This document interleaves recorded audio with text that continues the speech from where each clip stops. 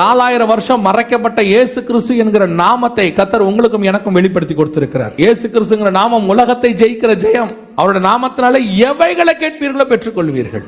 அப்படின்னா உங்களை என்னையும் கர்த்தர் அரிகட்டுக்குள்ள உட்கார வச்சிருக்கிறார். இப்ப நாம எடுக்க போறது எதுவா இருக்கணும் தெரியுமா? பெஸ்டா இருக்கணும். ஆண்டவர்கிட்ட கேட்கணும், ஆண்டவரே எனக்கு இந்த மறைபொருளை எடுத்து கொடுங்க, ஒளிப்படத்தின் பொக்கிஷத்தை கொடுங்க, அந்த காலத்தில் உள்ளதான மறைபொருளை எனக்கு எடுத்து கொடுங்க. கர்த்தர்கிட்ட கேட்கறது கீழானவைகள் அல்ல, மேலானவையில் இருக்கணும். ஒரு காலத்துல உலக ஆசீர்வாதத்துக்கு பின்னாடி போனது உண்டு. அன்னைக்கு நாம அறியாதவர்களாக இருந்தோம். அதுதான் மேன்மை நினைச்சோம். வீடு கிடைச்சா போதும், வாசல். ஏன்னா ஆபிரகாமும் அப்படித்தான் இருந்தார். ஒரு காலத்துல லேண்டு கிடைச்சிச்சு, இந்த தேசத்தை நான் எதனால் சுதந்திரத்துக் கொள்வேன்னு கேட்டாரு. அதுக்கப்புறம் கேட்கிறாரு, நான் பிள்ளை இல்லாமல் இருக்கிறேனே. அடுத்து கேட்கிறாரு, வீடு கேட்கிறாரு, வாசல் கேட்கிறாரு, பிள்ளை கேட்கிறாரு.